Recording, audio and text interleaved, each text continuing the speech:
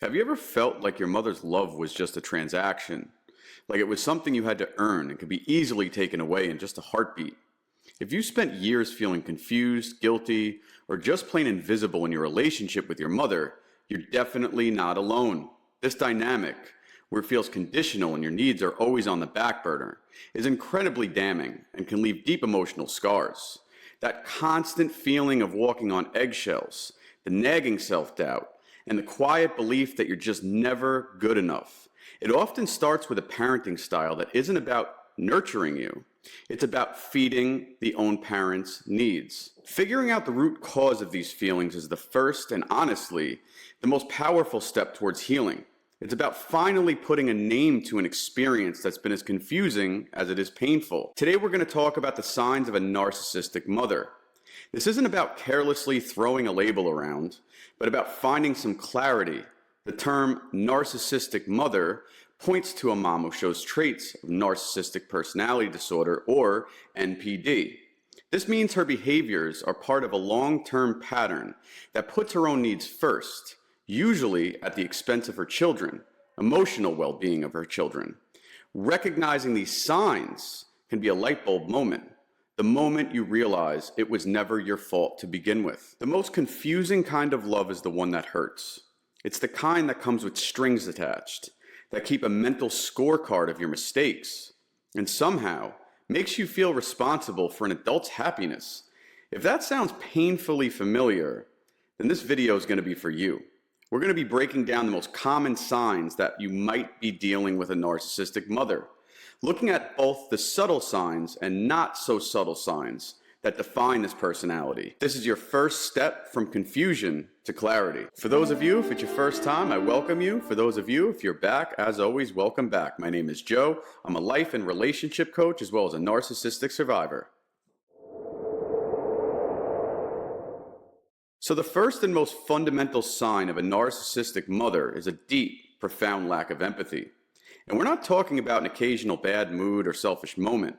It's a consistent inability to see or respond to your emotional needs. Your feelings are often dismissed, belittled, or flat out ignored because they don't serve her, or she just doesn't care. You might have come to her with a problem, buzzing with excitement over an achievement, or hurting from disappointment, only to have the conversation immediately boomerang back to her and her needs, her experiences, her feelings, and her needs of always stealing the spotlight. This empathy gap could make you feel completely unseen and unheard. As a kid, you learn to stuff your own emotions down because showing them is met with either indifference or irritation. You might get hit with some lines like, "Oh, you're too sensitive," or "You're overreacting," which are classic forms of gaslighting meant to make you question your own reality.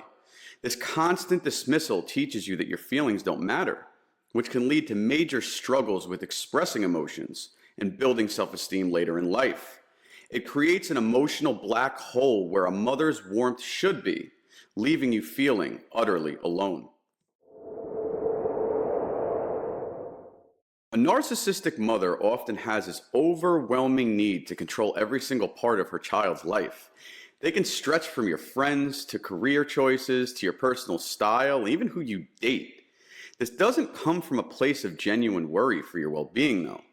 It's a deep-seated fear of losing grip on you. Your independence feels like a threat to her. Any attempt to make your own choices or forge your own path might be met with resistance, guilt-tripping, or a full-blown tantrum. Many times, though, she's going to use manipulation to keep her power, making sure you stay in line. This could look like emotional blackmail, where love and approval are dangled in front of you like a carrot, or piling on the guilt with phrases like, "After everything I've done for you, this is how you repay me." This whole dynamic just crushes your ability to develop a strong sense of self. Growing up under this kind of control makes it incredibly hard to set healthy boundaries as an adult, because your needs were always pushed aside for hers. You might even find yourself feeling guilty for just wanting to live your own life. The thing is, though, narcissistic mothers often don't see their children as separate people. Instead, they see you as an extension of themselves. Your accomplishments aren't really yours. They're hers to show you off as proof as an amazing parent, and look what she built. She might brag about your successes to others, But the spotlight is always on how it makes her look and how she is the one that's really responsible for your achievements because she raised you. On the flip side, your failures or imperfections bring her a sense of shame and anger because they tarnish her perfect image. Growing up under these circumstances creates an insane amount of pressure for a child. You're not there to be yourself, but to live up to her ideal version of you. She might set completely unrealistic expectations, pushing you towards goals she can never achieve herself. That's quite a heavy burden to carry, basically living a life for somebody else, vicariously through you. If you're only valued for how others see you and how you reflect on your mother, you never really get a chance to figure out and embrace your authentic self. Manipulation is a go-to tool in a narcissistic mother's playbook. She might use tactics like guilt tripping, playing the victim, and emotional blackmail to control you and get her needs met. One of the most damning forms of manipulation is gaslighting. Gaslighting is when someone deliberately tries to make you doubt your own perceptions and sanity of reality.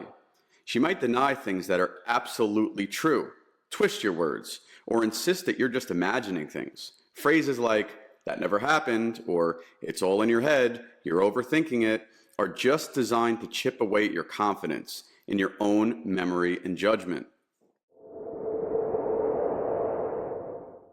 For a narcissistic mother, though, criticism is basically a love language. She tends to be incredibly critical, zeroing in on your supposed flaws and failures while rarely offering you any praise or validation. This criticism can be about anything: your appearance, your choices, your wins, your personality. She might make demeaning comments or offer backhanded compliments that just leave you feeling small and worthless. For example, got a good grade in school and you're proud of it? You may be met with, "You got an A? I heard so-and-so got an A+." This never-ending stream of criticism can absolutely wreck a child's self-esteem. It helps build a powerful inner critic, where her judgmental voice becomes the one inside your own head. You might develop a deep-seated feeling of being not good enough, a belief that could really stick with you into your adulthood and mess up your relationships and even your career. The goal of this behavior is to keep her feeling superior and to keep you in your place, making sure you never feel confident enough to question her authority. In a healthy parent-child relationship, love is given. It's unconditional. But with a narcissistic mother, love and affection are often conditional. They're just tools she uses for control. She'll shower you with affection when you do what she wants or meet her expectations, and then snatch it away as punishment when you don't. This creates an environment of deep instability and anxiety.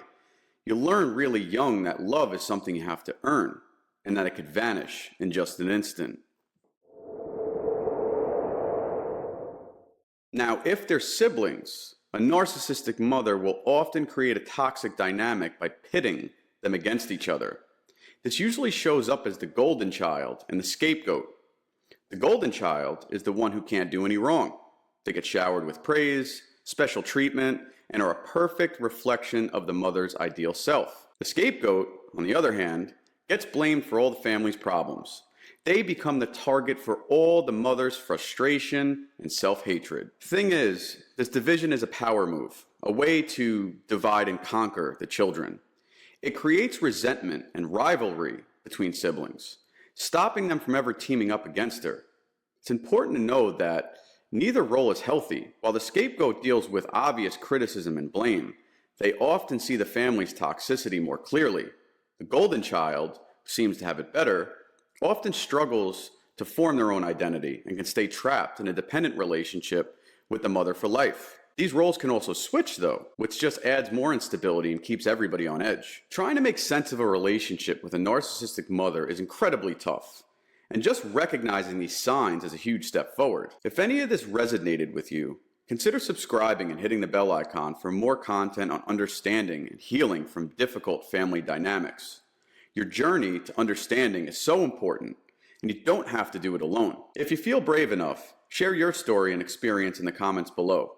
Reading each other's stories can be incredibly validating and supporting. So just to recap, the signs of a narcissistic mother often include a severe lack of empathy, a desperate need for control, seeing her children as extensions of herself, constant manipulation and gaslighting, relentless criticism, offering love only when her conditions are met, and creating sibling rivalry with the golden child and scapegoat roles. It's not just an isolated incident. They're part of persistent patterns that can leave lasting emotional scars. The bottom line is, growing up with a narcissistic mother can lead to long-term struggles with low self-esteem, anxiety, depression, and trouble forming healthy relationships. You might find yourself always trying to please others and have a hard time setting boundaries. But please hear this. Understanding this is where your healing actually begins. Naming these behaviors and realizing that you weren't responsible for your mother's inability to give you the love you deserved is empowering. It lets you shift the blame from yourself to the toxic dynamic you were stuck in and couldn't do anything about. Seeking support from a therapist who gets narcissistic abuse can be an absolute game changer in processing this trauma and building a healthier, happier future for yourself. At the end of the day, you deserve to feel whole, valued, and loved for exactly who you are.